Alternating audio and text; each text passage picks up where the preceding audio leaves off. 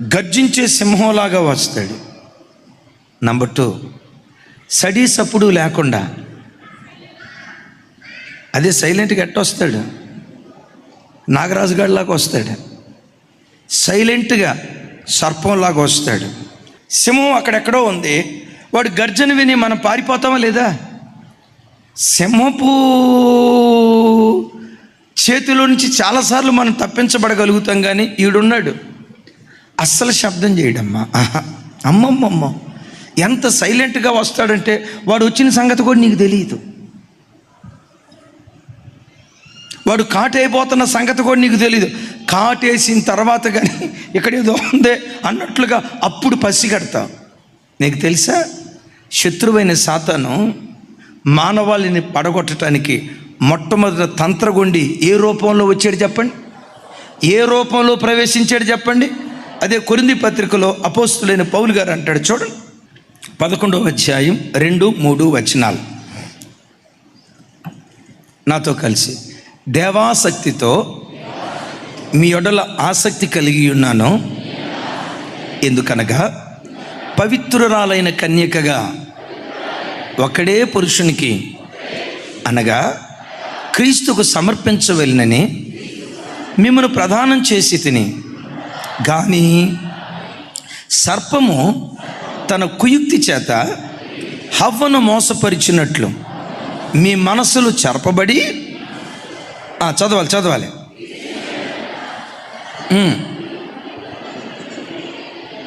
భయపడుచున్నాను. Right, 2వ వచనం మరొకసారి నా వైపు చూసి, దేవాసక్తితో మీ యొడల ఆసక్తి కలిగి ఉన్నాను. సరే విందాం బిడ్డలారా. అపోస్తులైన పౌలు గారు ఏదెను తోటలో అవ్వ ఆదాములను క్రీస్తు సరళతలో నుంచి ఎలా తప్పించాడో ఇక్కడ మాట్లాడతాడు. పండును చూపించి, అవమా ఈ పండు గనక తింటే నువ్వు దేవదూతలాగా మారిపోతావు, అసలు అప్పుడు నీ ముఖంలో గ్లేజీనెస్ ఉంటుంది, అబ్బబ్బబ్బబ్బబ్బ జిగ్జిగలు ఎంత కళ్ళ వస్తుందంటే అంత కళ్ళ వస్తుంది అని ఆ పండును చూపించి నువ్వు అందగత్యం అయిపోతావు, దేవదూత లాంటి దానివి అయిపోతావు, నీకు తెలివి వస్తుంది. అందాన్ని ఎరగా వేసింది ఆదాముకి వేసాడా సైతాను, అవ్వమ్మకి వేసాడా? చెప్పాలి. నేను ఒక మాట అంట, తండ్రిగా చెప్తున్నా, అందం మీద ఎక్కువ మనసు ఆడవాళ్ళకు ఉంటుందా మగవాళ్ళకు ఉంటుందా? అదే వాడు టైలర్ మేడ్ టెక్నిక్ అని చెప్పే కదా, ఇది వీళ్ళకున్న బలహీనతని వాడు ఎరిగి, ఒకవేళ ఇదే మాట కనుక ఆదాంతో చెప్తే, ఆదామా ఈ పండు తింటే నీ ముఖంలో గ్లేజ్, అసలు ఆ కళందు చూసారా కళ, అప్పుడు ఆదాం ఏమనేవాడు తెలుసా, ఈ కళజాలే నాకు, ఆ పండు తింటే సావు కళ వస్తుంది, నాకే వద్దులే ఉన్న కళజాలే వెళ్ళిపోయేవాడు. ఇప్పుడు స్త్రీలకు ఉండే బలహీనత వాడికి తెలుసు. ఒకరోజు మధ్యాహ్నం ఇలాగ ఓ చోటుకి వెళ్తే, అబ్బా మురిగిపోయిన కోడిగుడ్లు వస్తుందా ఇంట్లో, అన్న ఏంటి మురిగిపోయిన కోడిగుడ్లు వస్తుంది అన్న అంటాడు. అన్న ఒక్కరోజుకే మీకు అట్ట అయిపోతే రోజు అనుభవించే నేను ఎంత బాధపడాలన్నా అన్నాడు. బాధపడేది ఏంటయ్యా అన్న, మా ఆవిడ ఈనాడు వసుంధరలో ఒక ఆర్టికల్ చదివిందట, మురిగిపోయిన కోడిగుడ్లు తలకు రాసుకుంటే తల వెంట్రుకలు మున్సిపాలిటీ సీపర్ అంత పొడుగు లావైపోద్ది అని ఎక్కడో చదివిందంటన్నా. చదివినప్పటి నుంచి మురిగిపోయిన కోడిగుడ్లు రాసుకుంటుందన్నా. నేను కిరాణా షాప్కి ఆ మటన్ చికెన్ దుకాణానికి వెళ్ళి కోడిగుడ్ల దుకాణానికి వెళ్ళి మురిగిపోయిన కోడిగుడ్లు ఏంటి అంట, ఆయన నా వైపు పిచ్చోడు చూసినోడు చూస్తారు. మురిగిపోయిన కోడిగుడ్లు ఎవరు కొనరు కదా, నేను ఒక్కడనే మురిగిపోయిన కోడిగుడ్లు అంటే అది ఒక విచిత్రంగా చూస్తాడన్నా. అన్న ఆ మురిగిపోయిన కోడిగుడ్లు తలక రాసుకుంటుందన్నా, నాకు వాంతి అయిపోతుందన్న. ఒక్కరోజుకే మీకు ఎట్టుంటే ఇది వీళ్ళకున్న బలహీనత, ఇది మీకుండే బలహీనత వేరు. మీకు పండును కాకుండా ఇంకొక అవమన కనుక చూపించుంటే, విన్నారా, ఇది మీలో ఉన్న గొప్పతనం. ఇంకొక అవమన కనుక చూపించుంటే, ఏం కాదులే ప్రభా నువ్వు చూసి చూడనట్టు పోయి, కరుణా సంపన్నుడైన దేవుడు, బహుజాలి కలిగిన దేవుడు, విన్నారా? గమనించండి, పురుషుడికే బలహీనత ఉంటుందో సైతానికి అడిగి తెలుసు. యవనస్తులకే బలహీనత ఉంటుందో వాడికి తెలుసు, స్త్రీల బలహీనత ఏంటో వాడికి తెలుసు. నేను ప్రారంభంలో చెప్పే కదా, టైలర్ మేడ్ టెక్నిక్. విన్నారా? అందరికీ ఒకటే వేయడు, ఒక్కొక్కడి బలహీనతకు తగినట్లుగా ఎరవేయటం ప్రారంభిస్తాడు వాడు. విన్నారా? సైతాన్ గాడు వచ్చి లేనిది ఉన్నట్లుగా చెప్పాడు. సైతాన్ ఎప్పుడు కూడా లేనిది ఉన్నట్లుగా చూపిస్తాడు. నా అనుభవంలోంచి చెప్తున్నా. సైతాన్ గాడు అసలు పాపంలో ఎంత సంతోషం ఉంటుందో తెలుసా? త్రాగుడులో ఎంత సంతోషం ఉంటుందో తెలుసా? అపవిత్రమైన కార్యాల్లో ఎంత సంతోషం ఉంటుందో తెలుసా? ఏదో సంతోషం ఉన్నట్లుగా భ్రమపరుస్తాడు. నేనంట మానవాళికి నిజమైన సంతోషం యేసుక్రీస్తులో మాత్రమే దొరుకుతుంది. యేసుక్రీస్తులో ఆత్మీయతలో దొరికే సంతోషం చెప్పసఖ్యము కాని మహిమాయుక్తమైన ఆనందం ఇది. ఈ ఆనందాన్ని మాటలతో వివరించడానికి పదాలు చాలు. నేను అప్పుడే పాలిటెక్నిక్ సెకండ్ ఇయర్ ఏమో థర్డ్ ఇయర్, మొత్తానికి January 1 నన్ను తాపించాలి, నాకు డ్రింకింగ్ అలవాటు చేయాలని స్నేహితులు చాలా ప్రయత్నం చేశారు. నాకు అలవాటు లేదురా, నేను తాగను అన్నాను. ఈలోపు ఫ్రెండ్స్ వచ్చి, అరే స్నేహం అంటే ఏంట్రా, ఫ్రెండ్షిప్ అంటే ఏంటి, నువ్వు తాగనంటే ఇదిగో ఈ బాటిల్ బగలగొట్టి పొడుచుకొని చచ్చిపోతా అన్నాడు ఒకడు. చచ్చిపోరా, వద్దని దేవుడు, మన ఫ్రెండ్స్ రా, తాకపోతే ఎట్లా? మీరు చూడండి, ఒక ఊరిలో ఒక తాగుబోతోడు ఉన్నాడంటే వాడి దయ వల్ల సంవత్సరంలోపు ఆ ఊరిలో 10 మంది తాగుబోతోడు తయారవుతారు. ఒక ప్రార్థనాపరుడు 10 మంది ప్రార్థనాపరులను తయారు చేస్తాడో లేదో నాకు తెలియదు, కానీ ఒక విశ్వాసి 10 మంది విశ్వాసులను తయారు చేస్తాడో లేదో నాకు తెలియదు, కానీ ఒక చెడిపోయినోడు, సామెత ఉంది కదా, చెడిపోయిన కోతి వనమంతా జడగొట్టింది అంటారు చూసారా? ఇలాంటి కార్యక్రమాలు చేస్తారు. నువ్వు తాగాల్సిందే రా అన్నారు. నాకు వద్దురా, నాకు అలవాటు లేదురా అంటే, అట్టట్లారా స్నేహం అన్న తర్వాత ఆ మాత్రం ఐక్యత ఏముండాలంట, ఐక్యత ఉండాలి. తాగే కాడ ఐక్యత అంట. నాకు అలవాటు లేదురా అన్న. ఈలోపు ఒకడు అన్నాడు, రే వీడికి జరదాకిల్లి కట్టించరా అన్నాడు. ఒకడు వచ్చి అన్నాడు, రే సరే January 1 కదా, సరదాగా జరదాకిల్లి తినరా అన్నారు. జరదాకిల్లి తింటే ఎట్టుంటుందిరా అన్న. ఒకడు వచ్చి అంటాడు, అబ్బబ్బబ్బబ్బబ్బా జరదాకిల్లి తింటే ఎట్టుంటుందంటే అట్టుంటుందిరా అన్నాడు. నేను మరలాడిగా ఎట్టుంటుందిరా అన్న. అంటాడు, ఎట్టుంటుందంటే అట్టుంటుంది అన్నాడు. ఎట్టుందో చెప్పరంటే అబ్బబ్బబ్బబ్బబ్బబ్బా ఎట్టుంటుంది. సరే కానివ్వండి రా అన్న. మనమేమని అంతా కానివ్వండి రా అన్న. ఆ కిల్లి గట్టి ఆయన దగ్గరికి వెళ్ళి బాగా మత్తు కలిగేసేసేదాన్ని ఎక్కువ పూయమన్నాడు. ఇటు తాగలేదు కదా, మత్తు కలిగేసేదాన్ని ఎక్కువ పూయమన్నాడు. పూపించి ఆ జరదాకిల్లి నాకు ఇస్తా అన్నాడు. రే ఇక్కడ నుంచి వెళ్ళిపోతున్నావు, నువ్వు ఈ కిల్లి రూమ్కి వెళ్ళిన తర్వాత తిను, దారి మధ్యలో తినొద్దు, హెచ్చరిక అన్నాడు. అరే నువ్వేమో ఎట్టుంటుందో అన్నావు, ఆ పొట్టలో నాకు ఇచ్చిన తర్వాత నాకేమనిపిస్తుంది, ఇది తింటే ఎట్టుంటుందో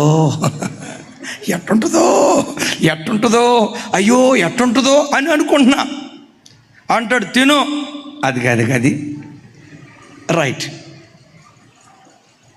జేబులో పెట్టాడు. అక్కడి నుంచి మా రూమ్కి వెళ్ళటానికి ఒక 1/2 కిలోమీటర్ దూరం. ముందే చెప్పాడు, హెచ్చరిక, దారి మధ్యలో తినొద్దు అని. జేబులో పెట్టినప్పటి నుంచి నడుచుకుంటా వెళ్తున్నా, కానీ శోధన ఎట్టుంటుందో ఆ రోజు అర్థమైంది నాకు. అది జేబులో పెట్టుకున్నప్పటి నుంచి ఇది తింటే ఎట్టుంటుందో. 1/2 కిలోమీటర్ దూరం వెళ్ళాలంటే ఇంకా 1/2 గంట బట్టి, ఇది 1/2 గంట దాకా ఎవడాగుతాడు, అసలు ఎట్టుంటుందో చూద్దాం అని చెప్పి జేబులో నుంచి పొట్లను తీసి పసా 1/2 నిమిషంలో నవిలిందే తెలుసు, ఆ తర్వాత ఏమైందో నాకు తెలియదు. నా వైపు చూడండి తల్లి, ఈ తాగుబోతోడు ఎందుకు తోలతాడో రహస్యం చెప్తా. ఆ మత్తు బాగా తలకెక్కింది, అరక్షణంలో నవిలేసి వదిలిపెట్టా. దారి కనపడుతుంది కానీ కనపడినట్టు ఉంటుంది. విచిత్రం ఏంటంటే, అలా నడిచేటప్పుడు కాలు నేల మీద వేస్తున్నాం కానీ కాలు నేల మీద వేసినట్లుగా అనిపించట్లా, భూమికి ఆకాశానికి మధ్యలో వేలాడుతున్నట్లు అనిపిస్తుంది. వీళ్ళు ఎందుకు తోలుతారంటే కాలు నేల మీదే పడి ఉంటుంది కానీ పడినట్టు అనిపించదు వాళ్ళకి. నాకు అర్థం కాల. వీడు ఎట్టుంటుందో అన్నాడు, ఎట్టుందేంటి, దారి కనపట్ల, నడక చూస్తే ఎట్లయిపోయింది, తూలే నడక అయిపోయింది. వీడు ఎట్టుంటుందో అన్నాడు. ఎట్టుంది ఏంట్రా నాకు అర్థం కాక ఎటెళ్ళాలో అర్థం కావట్లా. ఇక రోడ్డు మీద నడుచుకుంటా వెళ్తే ఏదో యాక్సిడెంట్ జరిగిద్దని కొంచెం స్పృహ వచ్చి ఆ ప్రక్కమట కాంపౌండ్ వాళ్ళు ఉంటే మెల్లిగా కాంపౌండ్ వాళ్ళు పట్టుకొని మెల్లిగా మా రూమ్ వైపు నడుచుకుంటా వెళ్తున్నా. సరిగ్గా అప్పుడు మా రూమ్ ఓనర్ గారు సాంబయ్య గారు ఎదురుపడ్డాడు. అబ్బాయ్ ఏం గోడ పట్టుకొని ముసలోడు నడుస్తున్నావు, ఏమైంది నీకు అన్నాడు. నేను అన్నా, ఈ ఎండ దెబ్బ తగిలింది సాంబయ్య గారు అన్న. ఆయన ఏమన్నాడు తెలుసా, అబద్ధం చెప్పినా అతికినట్టు ఉండాలా. ఎవరికైనా వేసవికాలం ఎండ దెబ్బ తగిలిద్ది, నీకు జనవరి 1వ తారీఖు చలికాలం ఎట్లా ఎండ దెబ్బ తగిలిద్ది అన్నాడు. నాకు అర్థం కాక ఇది ఎట్టుంటుందో అన్నాడు. ఏంటి ఎట్టుంది. ఇక చూడండి, ఎట్లా ఆపసోపాలు బట్టి రూమ్ దగ్గరికి వెళ్ళా. వెళ్ళటంతో వాష్రూమ్కి వెళ్ళి వేళ్ళు పెట్టి కక్కి నోరంతా కడుక్కొని ఎట్టుంటుందో అన్నాడు. ఎట్టుంది అని చెప్పి వాడిని తిట్టుకుంటా రూమ్లోకి వెళ్ళా. ఆడకెళ్ళిన తర్వాత విచిత్రం చెప్పమంటారా, చాప మీద నేల మీద వండుకున్నా కానీ నేల మీద వండుకున్నట్టు లేదు.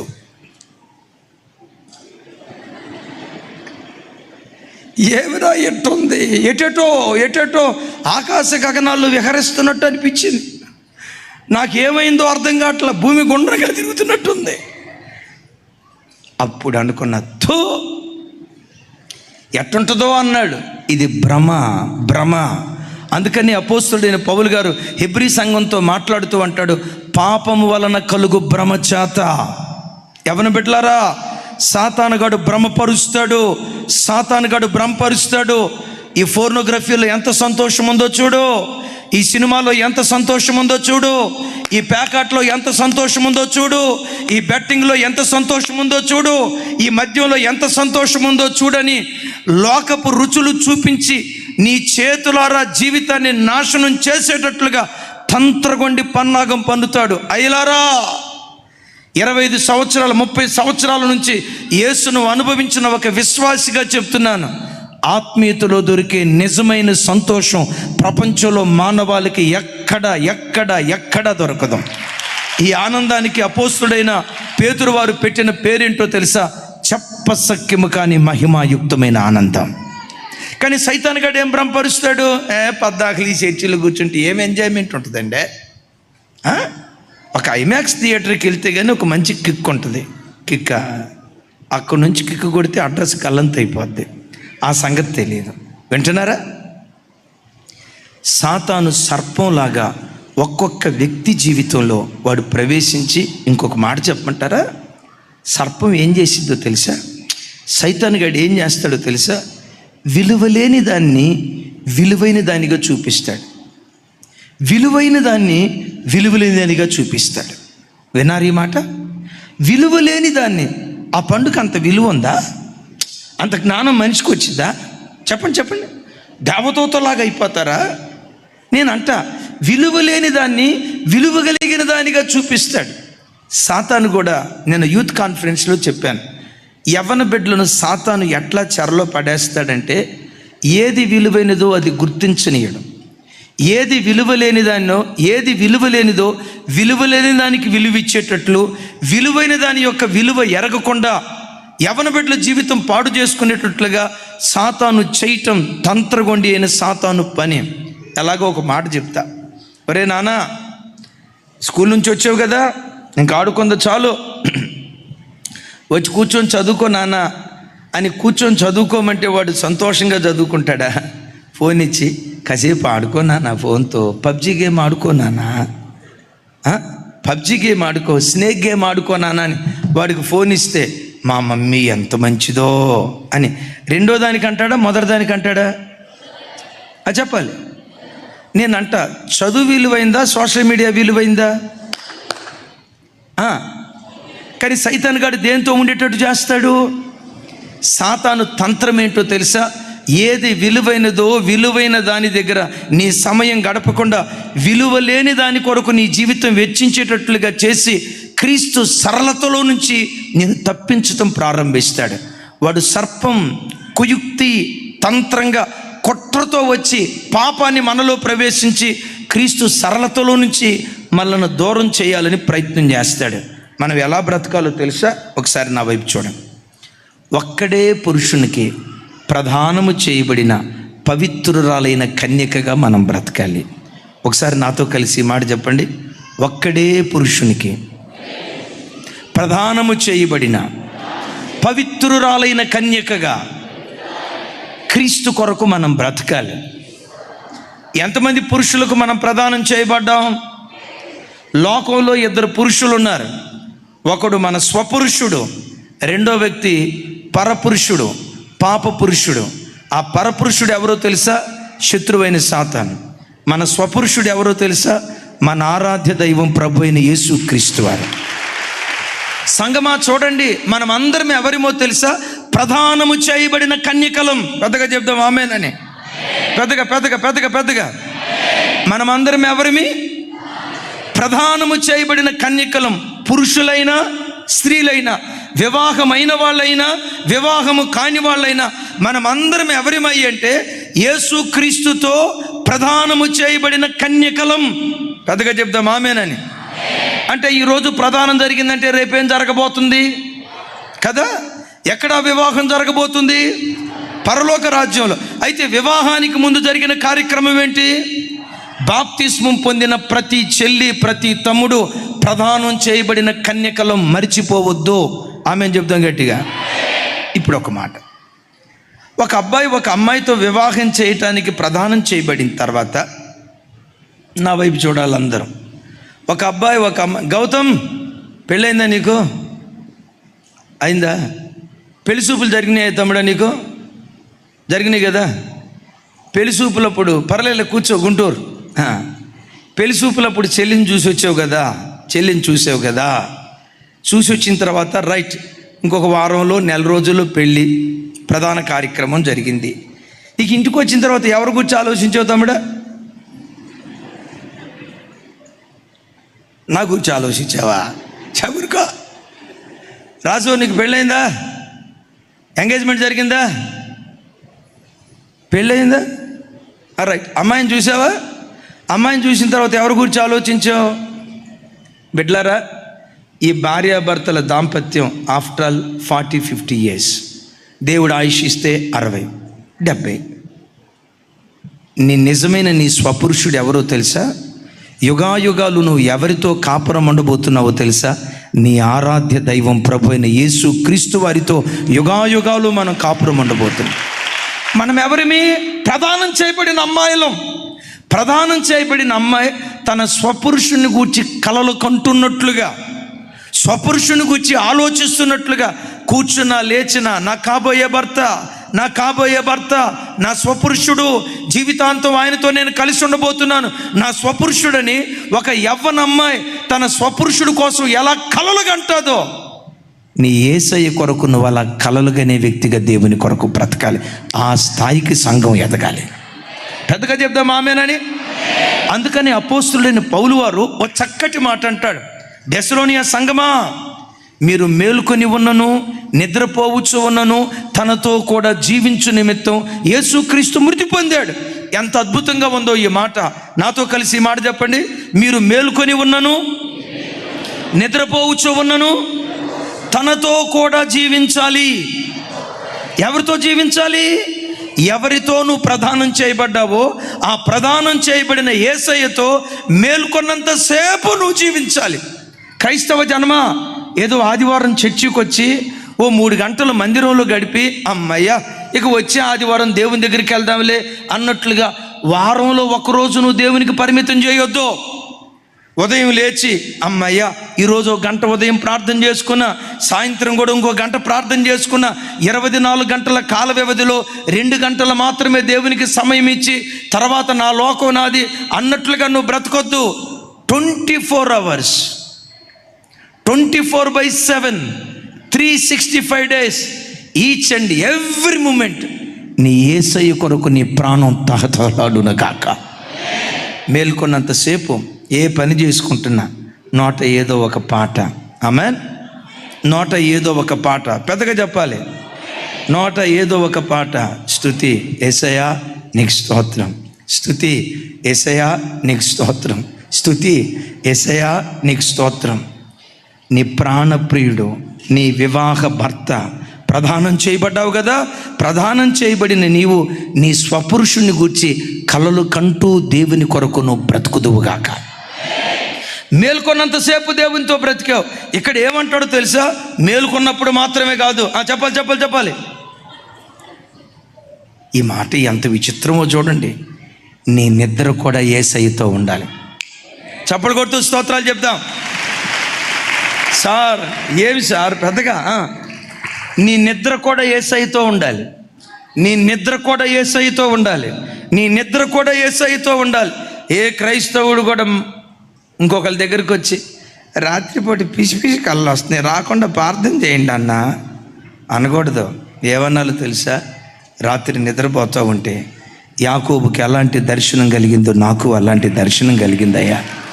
రాత్రి నిద్రపోతూ ఉంటే ఎస్, పేతురు వారికి ఎలాంటి దర్శనం కలిగిందో నాకు అలాంటి దర్శనం కలిగిందయ్యా. గడిచిన రాత్రి కలలో దేవుడు నాకు ప్రత్యక్షమై నాతో మాట్లాడాడు. మోకరించి ప్రార్థన చేస్తుండగా దేవుడు దర్శనంలో నాకు ప్రత్యక్షమై నాతో ఈ రీతిగా మాట్లాడాడని నీ నిద్ర కూడా దేవునితో పెనవేయబడును గాక. పెద్దగా చెప్దాం ఆమేన్.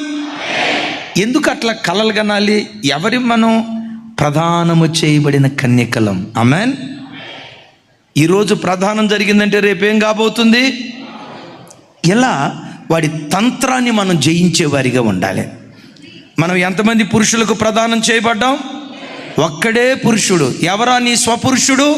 నీ ఆరాధ్య దైవం ప్రభు అయిన యేసు క్రీస్తు వారు. ఆయన కొరకే బ్రతుకుదుముగాక.